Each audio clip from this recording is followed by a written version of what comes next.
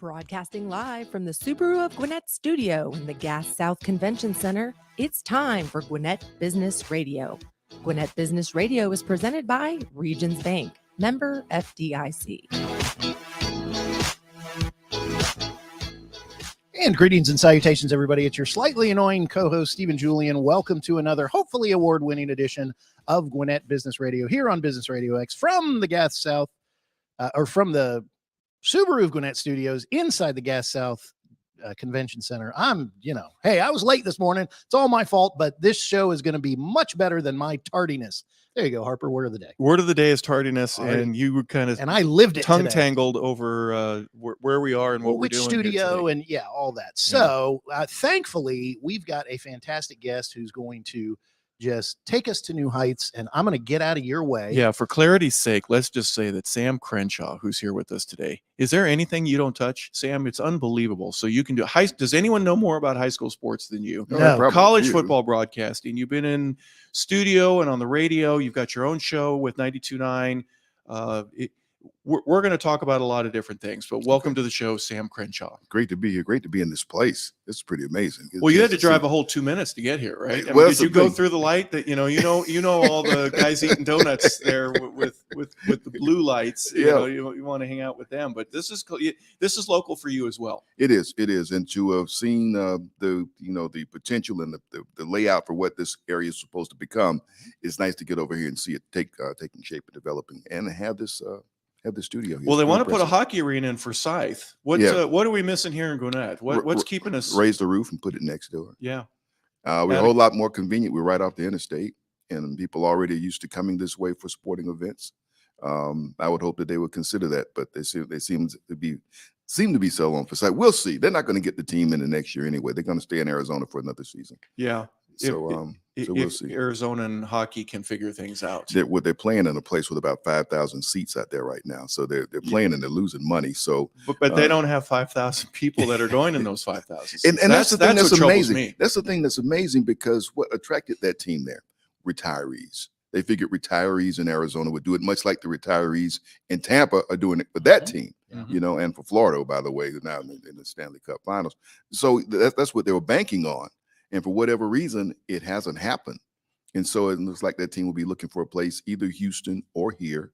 And from the people I've talked to, kind of on the inside, involved with the ownership over here, the commissioner didn't want to go downtown Atlanta. How about that, Stephen? Sam already's given a hint about, the people that I'm talking to. No, which is in a different, if it's a different place. Well, no, Sam has access to a completely different audience than what we have. He said it with a lot of gravitas and a lot of, he's got people he talks to which is why the new place they're talking about is outside the downtown area. Yeah, it is. Getting there could be a deal. I don't know. People enjoy driving up Highway 400 every day. That's always pretty interesting experience. Just the traffic that's out there, and that area is so busy. And if you're going to put another place that's going to be an Avalon, just to put the next exit up from Avalon. So the whole potential for that is we shall see. Yeah. We will. We know what happened with the Braves. We know what the Braves, it was basically a real estate deal with a baseball game thrown in, right? Yeah. And so that's what we're thinking it's going to be, a real estate deal with hockey thrown in. Yeah. We'll see. Hey, do us a favor. Let's go back a little bit down memory lane. When you first started in broadcasting, it wasn't just football, basketball. You have a NASCAR background. You've got a tennis background. You touch so many different areas of sports and the business of sports. Talk a little bit about when you first started and your ability to kind of fine tune where you wanted to go and the direction that you ended up taking. Yeah, I'm a Southern boy and native of Alabama, and you kind of lean yourself on what you see growing up. And so, which is Roll Tide, basically. In Birmingham, it was Roll Tide, War Eagle, and the Allison brothers. Yeah, that's basically what it was. Who was it? Bobby? Is Bobby your guy? Bobby was Bobby was good, and then later Davey. So knowing them, they were from Hueytown, right outside of Birmingham, and raced over to Talladega. Never dreamed, no chance of going over there to see it. No way my dad was going to take me over to that.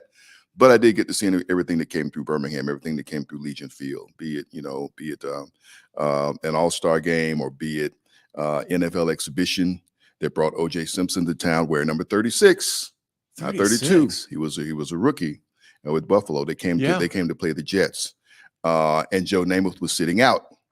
He sat out during that time. During that time, that was during the time I think he may have been technically retired. Did he have the Birmingham flu? Because a lot of times when you go to Birmingham and you have a night out, you get the flu. No. OJ may have gotten it, but Namath didn't come to town. That was the disappointment, was to have him, the Heisman Trophy winner, on the field along with with Namath playing for the Jets. Real quick, big games at Legion Field.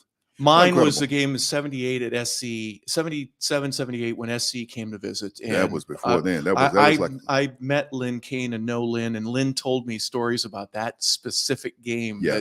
That, and for those that are listening that may not recall, they didn't play a lot of their big games on campus at Alabama. No. In Tuscaloosa. They would go to Birmingham. Yeah.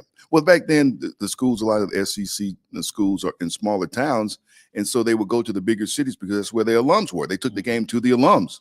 And the same thing was true in Mississippi. In old Mississippi State at the big end, they played in Jackson because who was staying in Starkville?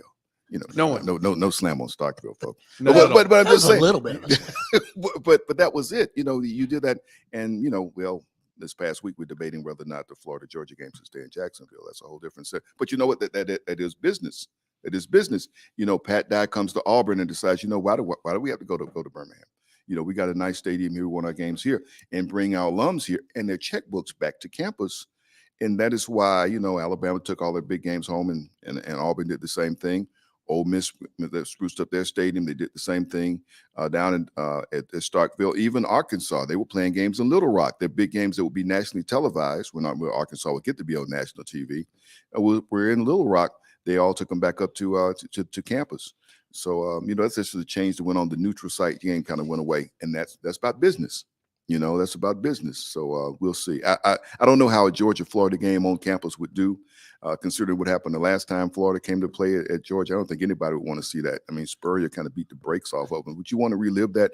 Plus, we'll ask the Georgia man over here, where are you going to put RV City? At the airport? I mean, to think about it, to move it out of Jacksonville. 316. It'll be on 316. You're going to put a slide on 316. I'm just saying that's what that game is part of. It's part of the experience and the atmosphere. It is not something I think you would do on campus, but there are people who want to. My thing is, I think it's a ploy to get more cash, right? We got McGarity down there, who was the athletic director of Georgia, who did work at University of Florida, who was a Georgia grad, and now he's like the Gary Stokan of Jacksonville, right? So his deal is to shake the tree, get Kirby wants to shake the tree and a good cash. They're going to keep the game in Jacksonville. Well, and it's fascinating as you're telling that story of how they would take the game to Birmingham for the alum. Right. The business decision, the business of sports over time, what all those colleges, especially in the SEC, realize is, okay, what do we need to invest to keep the game on campus and have the alum come to us? Better facilities, bigger stadiums, more seating, all that. So clearly you've kind of seen the evolution of the business, especially when it comes to college football. I believe one of the key things now, and one of the main topics that I know Harper wanted to bring in the studio to talk about is now we're seeing a massive shift to NIL. Yep. What are you seeing? What, let us get out of your way. You have the floor, whatever it's as open-ended a question as I can ask, because it seems to be the wild, wild west right now. It really is. And you put something out there that is a good idea, but you didn't put guardrails on it or training wheels on it, so to speak. And I think that's the big problem with it. You just turned it loose and it's ended up being something that it wasn't meant to be. We got the NIL summit in town this weekend for 3 days. I went to it last year and attended it. I thought it was very well done, very well structured. It wasn't just about guys getting millions of bucks to play football. It was for all sports. If you manage your social media right, you can get something. Those are things you get to. And the average student athlete, you're going to give them an extra 5 to 10 to 12 grand where he's happy. He's very happy, And so as it's kind of bad that NIL gets the rap that it does because people are using it as an inducement. I was telling somebody last night, I was telling D. Orlando Ledbetter of the AJC. I was last night. I said, do you have a bow tie on? Absolutely, always, absolutely, and a seersucker suit. Unbelievable. To watch Atlanta United. He's living the gimmick, man. But I was said, hey, we talked about it. He said, well, they would have paid the kids, but should a freshman, an incoming player, get more than guys who are there? Right. I think NIL was originally designed to reward the players who would help the universities achieve all their financial success and whatnot, notoriety, the guys who were there, not somebody you're trying to pull in. And that's the thing, that they didn't do anything to police it. Now you got the collectives, and I don't know how you police the collectives. Well, and it's funny, they set this up and said, well, the schools can't be involved. Well, okay, I mean, how is that going to work? And so these collectives are supposedly well, that's not the school involvement, it's separate. What I'm wondering is, over time, let's take football as the biggest example. It tends to make the most money. Football, you've got they put money into facilities, they put into nutrition, all the healthcare the players get, all the training, all that stuff, that all comes from ticket sales and boosters and alumni. If clearly NIL, the money that was going there, some of that, it's not just, oh, we found this additional source of money. No. Some of that is going to siphon off of that. So at what point, I'm wondering down the road, do universities have to go, well, we can't provide this anymore, or we can't provide that anymore, or we're going to, hey, you're getting paid, we need you to pay into, the players have to cover some certain costs. I wonder if that's one of the things because hopefully it expands the pie. Hopefully and certainly players have every right to protect their name, image, and likeness and benefit from it. I just wonder if over time there's going to be just less, because I remember a story of Clemson putting in some water slide or so, Right. And I just wonder if, well, that's easy. Let's trim the fat off that. But I just wonder if it comes to a point where the universities are like, we can't provide the services we used to provide. Well, it's already not becoming about facilities. Everybody's talking about facilities. You mentioned water slides and players' lounges and all that type of thing. It's not about that anymore. It's about what you're actually going to offer this kid and their families for them to come there. Like I said, it wasn't originally meant to be that, but that's what it's kind of become. And so, you want to see at what point somebody stops and says, you know what, this is as far as we can go with this. Up in Athens, a big investment has been made. I mean, it's yielding championships. That's what it's designed to do. It costs money to be there. It costs money to get there. Now that they're there, you want to stay. So it's something kind of new in Athens. They've been doing it over in Tuscaloosa for some time. But who's the coach that screams more about it? The guy over in Tuscaloosa. He was screaming this week about Southern Cal. Last summer, he was screaming about Texas A&M and Jackson State. So he's somebody else who feels like is getting the upper hand on him. And obviously so. You had some players that left both Georgia and Alabama, and they're up at Southern Cal. So that's the other part of it you got to get to. You got to put some type of training wheels or something on incoming players. Mm-hmm. It was designed to be something to hey, let's cut something off of the guys who helped us achieve this. The guys who are there. And if you're doing that, then I think most of those guys are going to stay. Men and women athletes will probably stay in place rather than take off. I think one of the best examples I heard last year, I think it was Hooters. Forgive me if I got it wrong, but Hooters went to a ton of the top colleges and their offensive linemen. Mm-hmm. And we're like, we want to kind of we want that to be our thing. And so offensive linemen from many different colleges were part of this one deal. Mm-hmm. And I guess it was per college. So I kind of see that a national brand who can go, how can we get a return on our investment? Absolutely. By finding the right type of player or the right section of the country or something like that. As somebody who does financial advising as a profession independently, one of the things I've also said is how long until we start hearing, unfortunately, the bad side of this, which is players who aren't given good financial advice and aren't saving up, putting in taxes. And, I'm amazed when I'm in the business world I come across business. Oh yeah, I haven't paid taxes in 4 years. I'm like, what? So imagine a teenager who isn't given good advice or doesn't understand the system. Well, I think you got people who are in place for that. I think that's some of the people who are downtown this weekend. The people who saw NIL coming along and they've created a business. They created a mm-hmm. business of taking care of the business. Mm-hmm. Those young person, just go to class and go play ball and we'll handle this for you. And so that's kind of something that they've created. I'm looking at the speakers list of people come. I don't know any of these folks, but they're folks who have gotten involved with it, but NIL, and that's their business, the business of dealing with NIL and the different avenues that it takes. It's created a whole different lane. Trickle that down a little bit, because you've mentioned Bama and Georgia, of course. Let's add Clemson. They're just down the road a little piece, right? Okay. Some of the most amazing college football in the last 10 years has just been right in our backyard. Mm-hmm. And that all comes from somewhere, and that's the local high schools. You've been an advocate for high school sports for as long as I've known you, and much longer than that, I'm sure. How good is the state of Georgia? And for a parent that has a kid that's either going to high school or in one right now, they don't have to play football, but being a part of the experience of what college sports is about, there's a pretty nice little pathway for all of them to really enjoy the time that they're in high school playing football or basketball or swimming. What doesn't matter. There's so many great athletes here in this area. And not just that, though, but you got school systems, you got administrators who get it, and that's the other part you have to have. You have people that has to come from the top. And so you deal with the high school association. The athletic directors of the state are so kind to invite me to come down and MC some of their events each and every year when they have their statewide convention in Savannah. And you get to hear a lot of the exchange of a lot of ideas that they're doing and things that are coming up for the high school athletes. We prepare folks in this state well for whatever it is, the infrastructure. And so whatever sport there is, you can find people that come in there and recruit our folks. My slogan is, if you're not recruiting Georgia, you don't really want to win.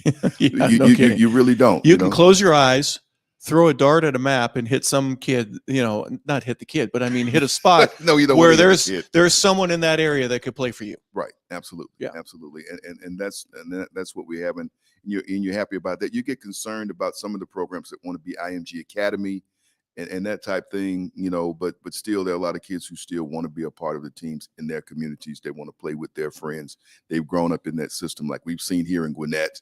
With the Gwinnett Football League, kids grow up in different communities, and their goal is to go and play for those high schools growing up. They wear the uniforms that look just like the high schools in their communities. Yeah.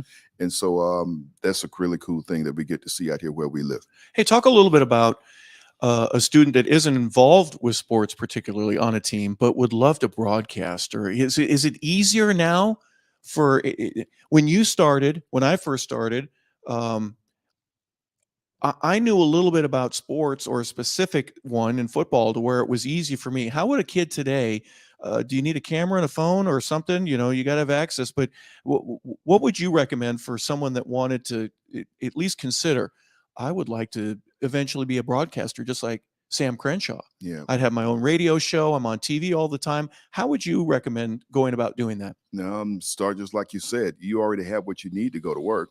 It's just a matter of what it is you want to cover. And I would tell them, start out with something and get something that's going to be unique, something unique and something that can be yours.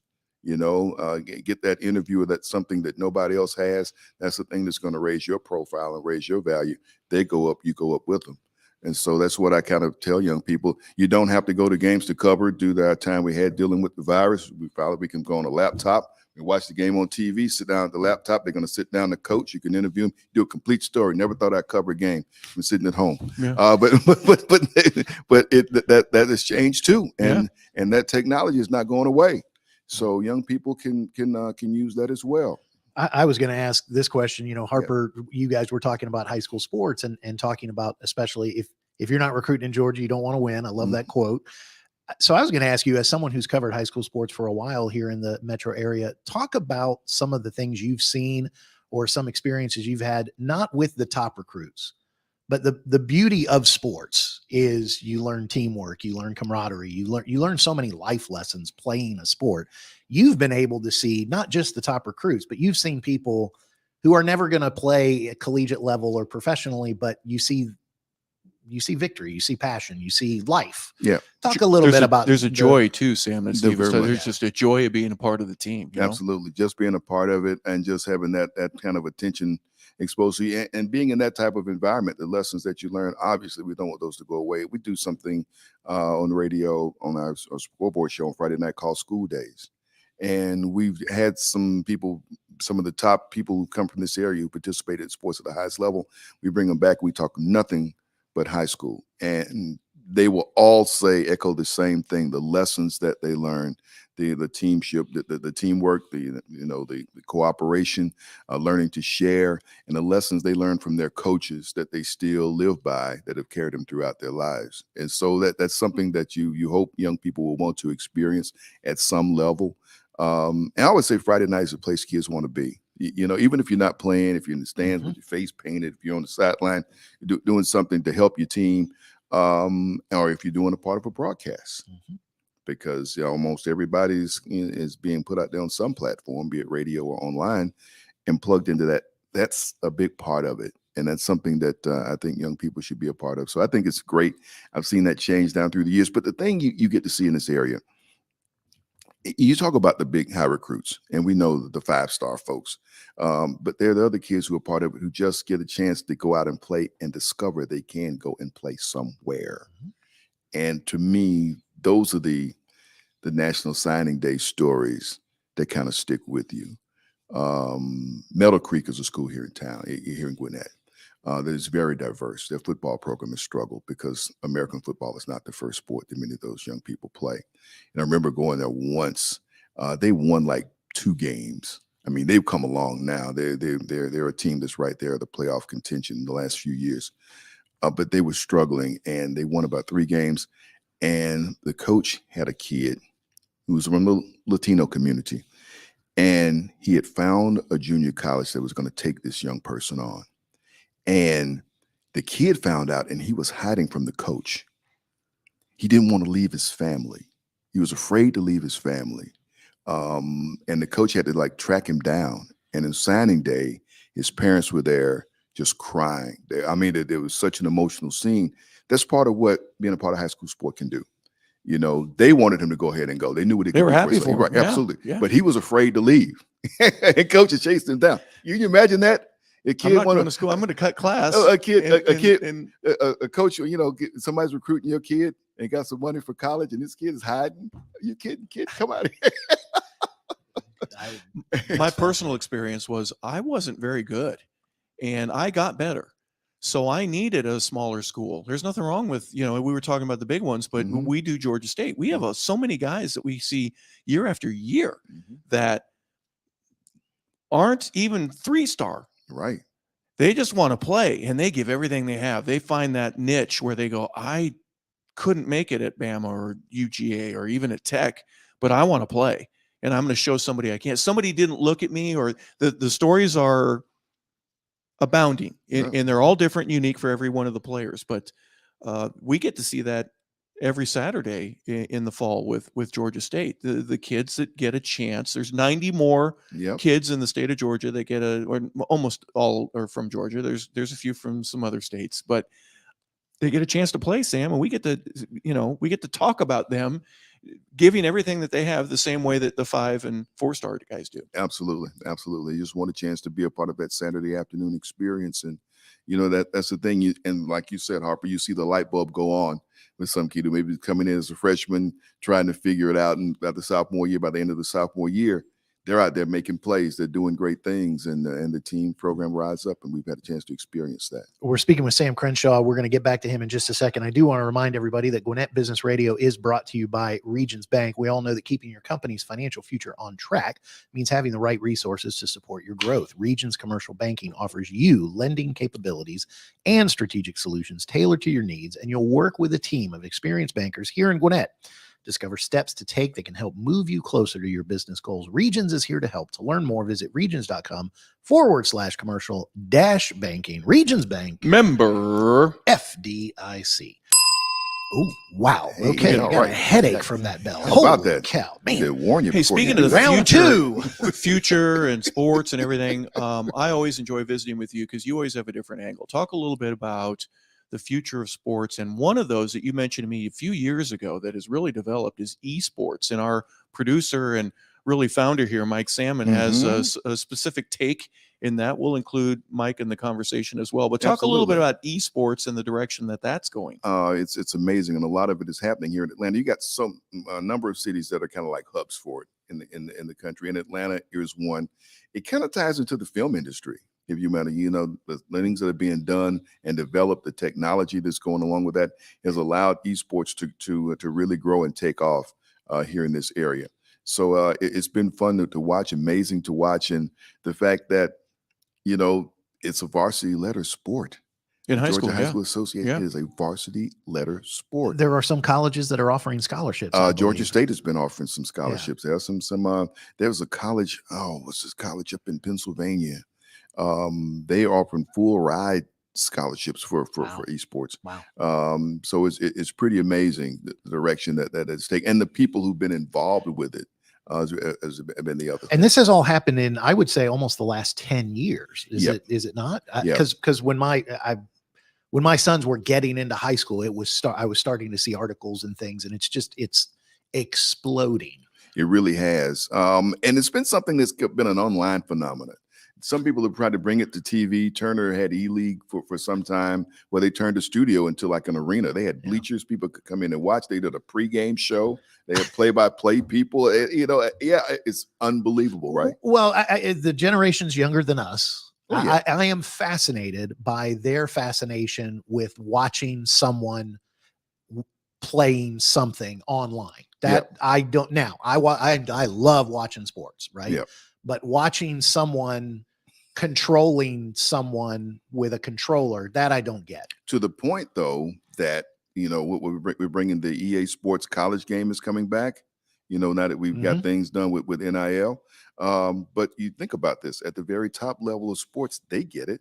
How long has the Madden game been along and been very popular? And now with NBA, so they get it. They feel like it's another way to lure fans in for the future, and can give them a version of the game that they can play. It comes down to money, right? Absolutely. It very much. Follow the money, Sam. You mean really? That we should do that? That's great advice. That's exactly what has happened. And like you said, when you see it, just think about the game at its highest level. And are they plugged into it?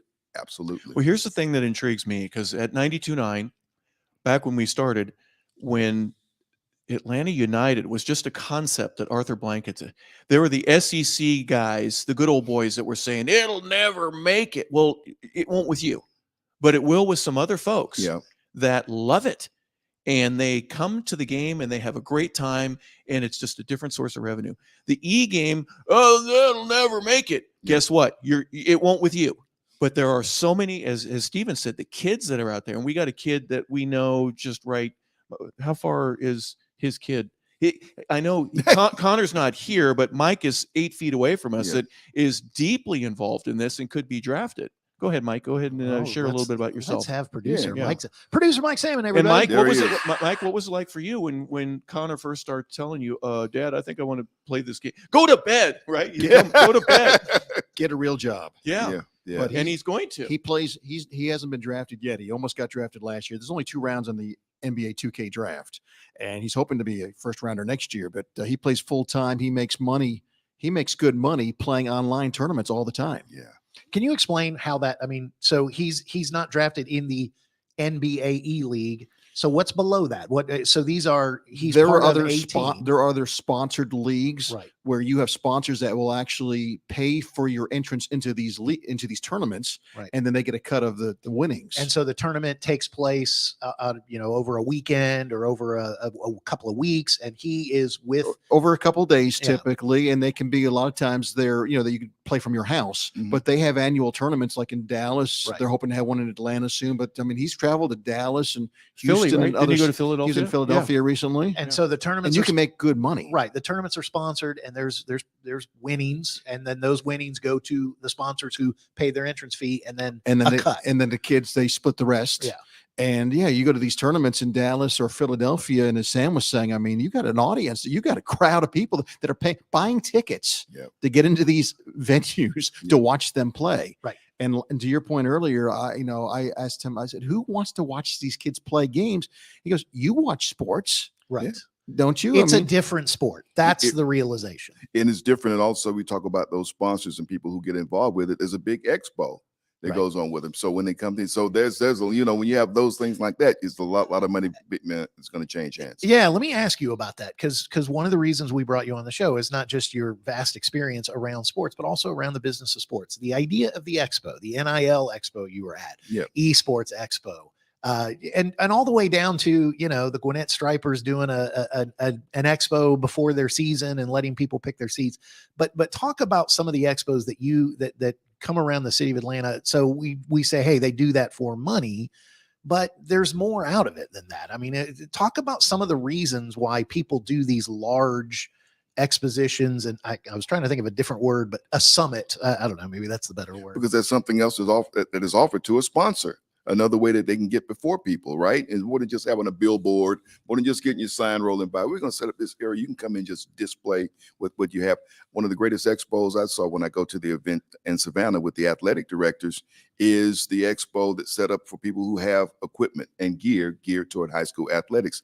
Who sells you those pylons that go in? Who sells you that electronic scoreboard? Who sells you? You know what I saw that was amazing? A robot that lines off the field for you. Oh my God! Every way. equipment manager in the world wants one of those. Come on. You can program that sucker and it will line off the field for you perfectly, and you can sit back in air conditioning drinking your lemonade. Think about the coaches doing the summer that out there in the heat, man. A big old stripe going down one side about to try to line up the fields. This thing, you program it. I watched it. It's amazing. What was it? The chefs? Remember the commercial? Was it a Snickers commercial where the guy was lining the field and he misspelled chefs. cheese? Yeah. Yeah. We wouldn't have that anymore. Right. We were The never going to have chefs. to deal Who with are that. the chefs? But Chefs. when I think about things in the high school athletics, that expo they have Yeah. that event every year because they have the athletic directors, they have the decision makers who's going Right. to come down and invest in those type things. So it's great to see them there. The turf, which we got a couple of companies around the area that supplies that all the high school fields have gone turf because you got so many sports being played on it. But go back to esports for a minute. Yeah. During the time we were shut down for the virus and nobody was playing anything except for Korean baseball at 4:30 in the morning. NASCAR Oh no! I knew it was going to happen, Stephen. NASCAR figured it out.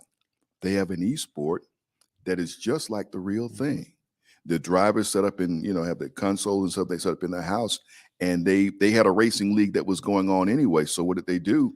They put the racing league with the drivers, the regular drivers, Yeah. in the racing league, and they put it on Fox Network. Let's go with a broadcast, and people tuned in and watched it. And the thing of it is, you got a younger generation who's Right. tuning into that. You coach Because they can play the game, they can play the game, and the older generation just wants to see their. But they can watch their driver. driver. Yeah. play watch the same. driver, but Right. but you can play a game that is just like the real thing. Yep. As a matter of fact, there's some Except there's no right turns. There's never a right turn. Is there? On Never. the road no, they course, got on the road road courses. They course. got Come more on road now. courses now. I man. never They're working road on it. I courses know. now. Michigan. Yeah. So I was the only thing missing from that was fantastic, Yeah. right? And they Yeah. figured it out. The only thing that would have, I think, made it better is if they allowed the fans to finally get in the headphones of the drivers. And, Yeah. come on, you got to go faster. Just giving them I'm running out of direction. gas. Yeah.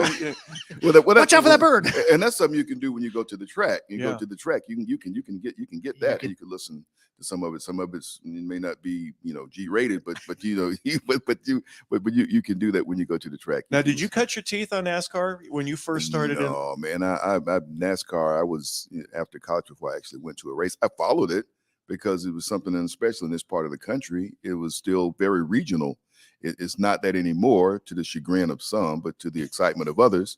When you're racing in the LA Coliseum, do you ever think you see a stock car race in a place that you went to see No. a lot of football games? No, never. I Yeah. did. Never. You know why? No. Right. Money. Yeah. Yeah. Well, Very, very much. yeah, but not there.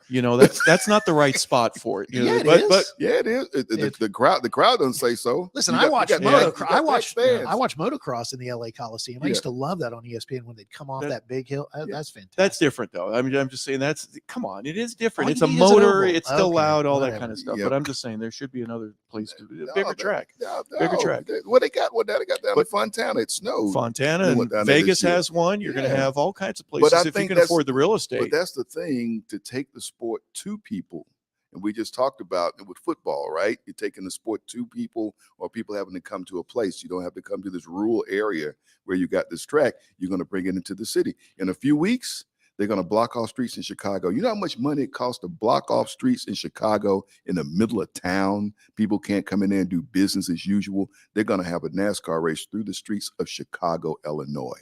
And I mean, somebody's paying a whole lot of money. I think about here in Atlanta, when you want to get a block to do a film, how much the city of Atlanta gets, or here in Gwinnett County, if you're going to do a film or shoot somewhere, you have to pay for that time. If Yeah. it's blocking off a street and business can't be conducted, they're going to have to block that street off for the better part of a week. Has to the have a game, race. has the sport changed where there used to be 2 races in Atlanta. Now there's only 1. No, we got 2 now. Well, We got the second one back. We took it back. we took We took it back.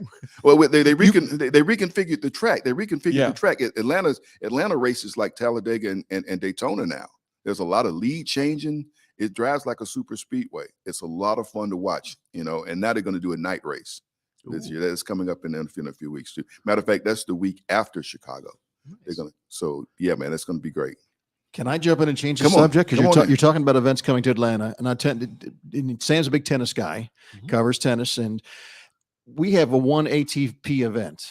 It's a 250 level. It's a lower level, very low level. That's why you don't get the big stars here. But Atlanta, as you know, with Alta, it's the largest recreational league in the entire country. Why are we not able to draw one of the bigger tournaments in Atlanta? Is it because we just don't have the place for it? I think the place they're playing it proved to be popular with the players. Atlantic Station. Who knew that you have a retail residential area, which, oh, by the way, where we are, it will be to hold a tennis event, and it works. The players are, they appreciate being in town. They got a hotel there. If their family wants to come watch a movie, they do all the different things, the amenities that are around them to do that. They don't have to leave the parking lot to see Cirque du Soleil. They can see all that stuff. Well, no, the court. I know they're not there the courts are set up with the Cirque du Soleil. I'm teasing. That's but as big a tennis player that Mike is, and then you've followed and played for decades. Yeah, I mean it's been neat because Atlanta had a rep for a long time as being an area where people love to play tennis but wouldn't come out and watch. Right. And so this has had a chance to There's been nothing to come watch. But I scratch my head when thinking about that. We had an Olympic level facility at Yeah. Stone Mountain well, when they did don't it. get Yeah, me started. but What? they didn't take advantage of that I show people pictures of that thing and they said, "What? You guys tore that place down? What's Yep. wrong with you?" because they didn't do events there. It was a baby Flushing Meadow. I love that place. Yep. But everybody say you built it at the wrong place. You built it at the wrong place at the wrong time, and people wouldn't come out to support it. And that's true, right? Yeah, and Yeah. It never really linked up with Stone Mountain Park. The Stone Mountain Park people wanted nothing to do with it, and so that was the whole thing. That was a back entrance because I remember I went out there, I saw Arancha Sanchez Vicario play during the Olympics out there, and there was a gate, and they didn't want anybody to man that gate or didn't want to hire somebody to man it. And anyway, it went away, and it was a shame. It made us look kind of silly to have something in our area like that and not find a way to make it work successfully. So, well, and one of the ongoing stories of something like the Olympics or the World Cup is today is how stuff gets wasted, or they build all this and then they never use it. Atlanta, for the most part, out of their Olympics, got so much good out of it. Yeah. Got the state, what became Turner Field, the Olympic Park, the horse park is still here. Still there. That's the one that I thought, well, that'll never last, but it has. Georgia Tech Aquatic Center. Yeah, the aquatic center is the fantastic. cement Still pond. used. they're So still swimming in the cement pond. so all that stuff. The tennis is about the only thing that Yeah. you would have to say, well, that was kind of a failure, but it took like 30 years for it to fail, or 20 years. Well, for it to but fail. it was sat there collecting dust for the longest. But my thing is, what could Gwinnett possibly get? Because we do play soccer in this area. We got youth soccer players coming up. We got a young man that's playing, Tyler Wolf, who's playing for Atlanta United, who's a product of this area. His dad went to Parkview High School. So I mean, we got a history of soccer in the area. What might this area get from 2026? That would be a part of the infrastructure here, and I hope that people here are looking at that as an opportunity to get people to come to Gwinnett during that time. Sam, I wanted to ask you, Harper mentioned you have a show. You've sat here and given us so much, and you've not once taken advantage of talking about your show. So you have a show on 92.9. Talk a little bit, give us a little bit about what you're doing, apart from just having great conversation with all kinds of people. This is enough, right? To come and do that. I think this is fantastic. And I appreciate you guys having me by. Just the thing we do at 92.9 The Game, been there for a while. Weekend mornings, myself and Greg Clarkson just have a lot of fun. And we our show a little different. We kind of like your show with we kind of like your slippers and your robe on weekend mornings. Just get up and tune us on, and we talk about what's happened during the course of the week. He likes to do the casting call. He's involved in a lot of the acting and productions that go on around the area. So we throw that in. But I like to think we kind of sum up some of the things and get you set for next week. And of course, during the season, we're like your lead in on Sundays leading into Falcon game days, where you get Harper, and get set for a team that we hope will be. I think I'm pretty excited about what this team is going to be this year with the infusion of new talent, another good draft class, and a year of maturity from the guys that were drafted last year. I look forward to Falcons having a playoff season. Perhaps we should let Harper comment on that. What are your feelings of Hey, that? it's kind of nice, Sam, isn't it, that they've got a couple bucks to spend? Yeah. And they spent all their free agent money on defense, pretty much. I mean, brought in a tight end and a couple wide receivers. But I'm thrilled that we finally have some guys that really not only the rest of the league knows, but you give Arthur Smith a chance to work with these guys. We've had to wait 2 years. Yeah, we have. You know, when he got the job, we don't have any money.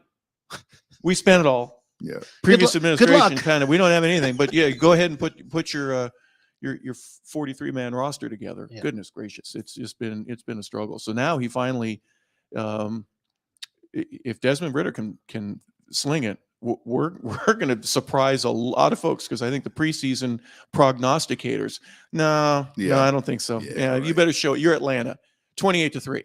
Yeah. Right. Yeah, 28-3. Yeah, that's all we need to talk about. Right. And so these guys they can prove themselves right and a lot of people wrong.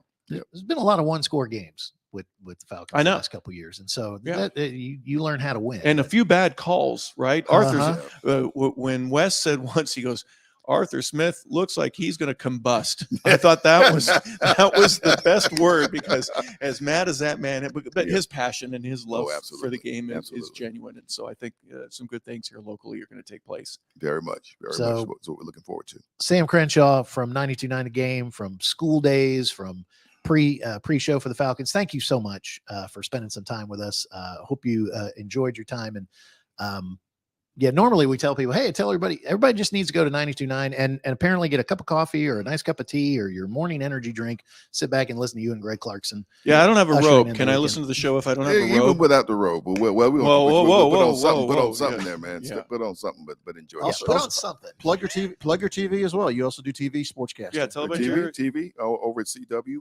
69. We're doing a really unique newscast that we're doing there. I get a chance to be a part of something new and different, and they invited me to come on board. So I'm very excited about getting a chance to do that in a little bit of a different lane. So that's the life I've kind of known for a number of years. So ESPN Plus with Matt Stewart. Talk about that. ESPN Plus, doing some things, and also ESPN Plus with Georgia State women's basketball, which we are very excited about. They have a young lady coming in. Some people may have heard of Scoot Henderson, basketball player. His sister, coming out of Cale High School, is a commit to Georgia State. She'll be coming to play there. So looking to see some things change as far as with the new facility at Georgia State, which has really been set up a lot for esports. The new convocation center that seats about 8,500 people for basketball.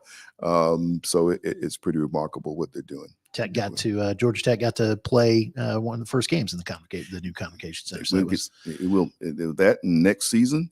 It will be Georgia State and Georgia Tech. Yeah. So by the way, he's a media veteran. When he talked about CW, which everybody should go watch him, he was like, unique and different. Didn't give anything other than that, which is basically hey, you need to check it out. So everybody check out Sam on the CW or Georgia State Athletics or 92.9 The Game, or just Google Sam Crenshaw and then follow him. So yeah, it's too bad he doesn't have his toe in any of the pools. Yeah, I know, man. You got to get more involved, Sam. Come on, what's the deal? So thank you so much for being here. We appreciate it. Thank you for that. Harper, we appreciate you getting involved, and Sam, love having you on the show. And if you love Subaru, then you're a part of what the Subaru experience is all about. Enjoy the enjoy this big savings and the hassle-free experience at Subaru of Gwinnett, where people will love to sell you your next car. Visit SubaruofGwinnett.com. Join their family today. You can come in and see the difference. If you're already a Subaruist, then check out their Facebook page for the latest news, offers, and community events. Mike Harper almost said free Subaru on the air. So that would have changed the structure. If you'd like a free Subaru, just visit Mike and he'll let you have his. We better get a whole lot of Subaru small scale models, and then we can. That's what my dad I saw always the said, "I'll give you a BRX, car." that little sports car last night. There's a royal blue. Oh my gosh, it's gorgeous. If you haven't What a gone to the gorgeous their vehicle. new facility here on Satellite Boulevard, fantastic. So go check out Subaru Gwinnett. They will not give you a free car. They But they'll will give you not- they'll give you a good deal. They- So Yeah, hassle free. You had Sam on today. You didn't even get to we never talked about the Hawks, where they're going, the Yeah. Braves. well, you were pointing at your no, watch. no, we are. So I'm saying we He's have not to even have, wearing a watch. I He's did pointing not at it. realize that Sam lives basically 2 miles from here. Well, So then you have it to. sounds he'll have like to come Sam back. needs to come back on Let the me air. know. Just let me know. Yeah. We go back through. Absolutely. So for our guest Sam and for our producer Mike and for Harper Lebel, this is your slightly annoying co-host Stephen Julian. Thanking you for being here. We'll catch you next time on Gwinnett Business Radio.